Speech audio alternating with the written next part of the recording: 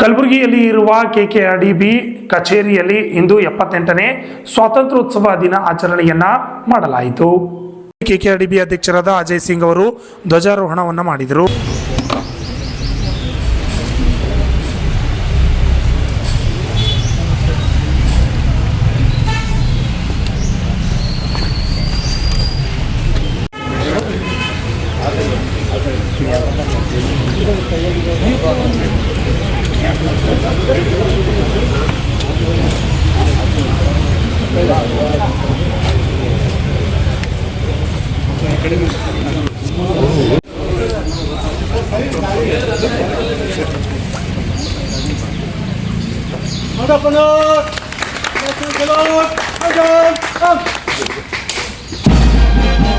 ಈ ಸಂದರ್ಭದಲ್ಲಿ ಕಾರ್ಯಕ್ರಮವನ್ನು ಉದ್ದೇಶಿಸಿ ಮಾತನಾಡಿದರು.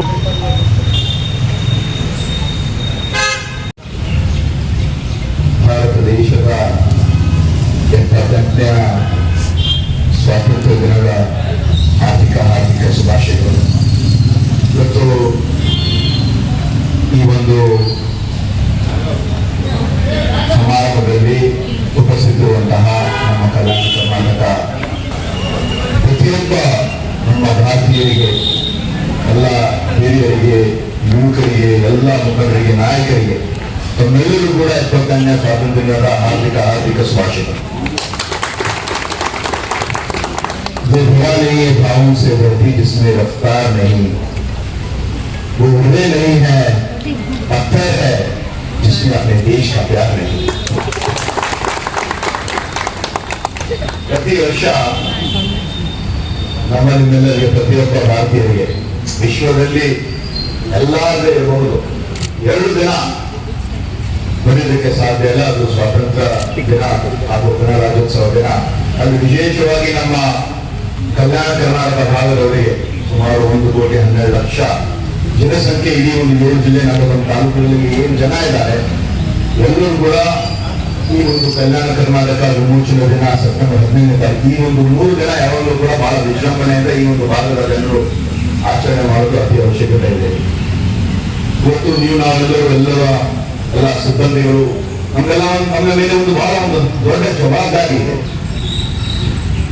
ಈ ಒಂದು ಕಲ್ಯಾಣ ಕರ್ನಾಟಕ ಭಾಗದಲ್ಲಿ ಇರ್ತಕ್ಕಂಥ ಸುಮಾರು 1 ಕೋಟಿಗಿಂತ ಹೆಚ್ಚು ಜನಸಂಖ್ಯೆ ಏನಿದೆ, ಈ ಒಂದು ಹಿಂದುಳಿದ ಅಂತ ಒಂದು ಅಣೆಪಟ್ಟು ನಮ್ಮ ಮೇಲೆ ಏನಿದೆ ಬದಲಾಯಿಸಲು ನಮ್ಮ ಅಭಿವೃದ್ಧಿ ಮಂಡಳಿ ಬಹಳಷ್ಟು ಶ್ರಮ ಮಾಡಬೇಕು. ಬಹುಶಃ ಇದು ಮಾಡಬೇಕಂದ್ರೆ ಒಂದೇ ದಿವಸದಲ್ಲಿ, 1 ವರ್ಷದಲ್ಲಿ ಅದಕ್ಕೆ ಯಾವ ಕಾರಣಕ್ಕೂ ಸಾಧ್ಯ ಇಲ್ಲ.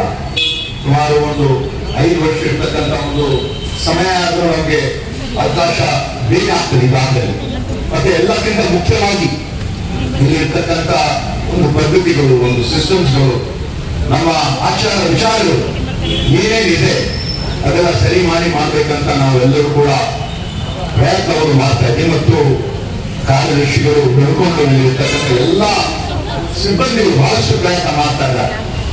ಸುಮಾರು 1 ವರ್ಷ ಆಗಿದೆ ನಾವೆಲ್ಲ ಒಂದು ನಮ್ಮ ಭಾಗದಲ್ಲಿರ್ತಕ್ಕಂಥ ನಾವು ಬಹಳಷ್ಟು ಕಾರ್ಯಕ್ರಮಗಳು ಈ ಹಿಂದಿನ ವರ್ಷ ಹಾಗೂ ಈ ವರ್ಷ ನಾವು ಮಾಡ್ತಕ್ಕಂಥ ಅಕ್ಷರ ಆವಿಷ್ಕಾರ ಯೋಜನೆ ಆಗಿರಬಹುದು, ಆರೋಗ್ಯ ಆವಿಷ್ಕಾರ ಯೋಜನೆ ಆಗಿರಬಹುದು, ಈ ಒಂದು ಭಾಗದಲ್ಲಿ ಇರ್ತಕ್ಕಂಥ ಯುವಕರಿಗೆ ಅನುಕೂಲ ಆಗ್ಬೇಕಂತ ಉದ್ಯೋಗ ಆವಿಷ್ಕಾರ ಅಂತ ಒಂದು ಕಾರ್ಯಕ್ರಮ ಕೂಡ ನಾವು ಹಮ್ಮಿಕೊಂಡಿದ್ದೀವಿ.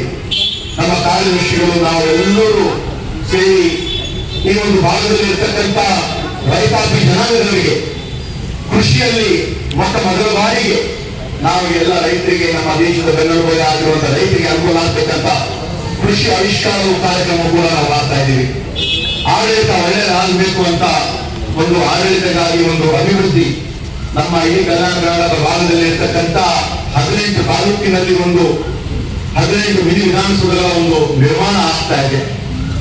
ಅಲ್ಪಸಂಖ್ಯಾತರ ಒಂದು ಅಭಿವೃದ್ಧಿ ಹಿಂದೆ ಯಾವಾಗಲೂ ಕೂಡ ಆಗಿರಲಿಲ್ಲ. ಆದರೆ ಈ ಬಾರಿ ನಾವು ಅಲ್ಪಸಂಖ್ಯಾತರಿಗೋಸ್ಕರ ಈ ಒಂದು ಭಾಗದಲ್ಲಿ ಬಹಳಷ್ಟು ಒಂದು ಕೆಲಸ ಕಾರ್ಯಗಳನ್ನು ಮಾಡ್ತಾ ಇದ್ದೀವಿ. ಹಿಂದುಳಿದ ವರ್ಗದ ಒಂದು ಅಭಿವೃದ್ಧಿಗಾಗಿ ಅಂತಹ ಒಂದು ಕಾರ್ಯಕ್ರಮ ಕೂಡ ನಾವು ಮಾಡ್ತಾ ಇದ್ದೀವಿ. ಸ್ಕಿಲ್ ಡೆವಲಪ್ಮೆಂಟ್ಗಳಾಗಲಿ ಇಂತಹ ಹಲವಾರು ಕಾರ್ಯಕ್ರಮಗಳು ಬಹುಶಃ ಮುಂದೆ ಬರ್ತಕ್ಕಂಥ ಸೆಪ್ಟೆಂಬರ್ 17ನೇ ತಾರೀಕಿಗೆ ನಮ್ಮ ಜನಪ್ರಿಯ ನಾಯಕರಾಗಿರುವಂತಹ ಮಾನ್ಯ ಮುಖ್ಯಮಂತ್ರಿಗಳಾಗಿರುವಂತಹ ಸನ್ಮಾನ್ಯ ಸಿದ್ದರಾಮಯ್ಯ ಅವರು, ಉಪಮುಖ್ಯಮಂತ್ರಿಗಳಾಗಿರುವಂತಹ ಡಿ.ಕೆ. ಶಿವಕುಮಾರ್ ಅವರು ಹಾಗೂ ನಮ್ಮ ರಾಷ್ಟ್ರ ಮಟ್ಟದ ನಾಯಕ, ನಮ್ಮ ನಿಮ್ಮೆಲ್ಲರ ನಾಯಕರಾಗಿರುವ ಸನ್ಮಾನ್ಯ ಅಖಿಲ ಭಾರತ ಕಾಂಗ್ರೆಸ್ ಸಮಿತಿ ಅಧ್ಯಕ್ಷರಾಗಿರುವ ಸನ್ಮಾನ್ಯ ಮಲ್ಲಿಕಾರ್ಜುನ ಖರ್ಗೆ ಸರ್ ಆ ಒಂದು ಕಾರ್ಯಕ್ರಮದಲ್ಲಿ ಭಾಗವಹಿಸಲಿದ್ದಾರೆ. ಅದಕ್ಕಾಗಿ ನಾನು ಹೆಚ್ಚು ಮಾತಾಡಲ್ಲ.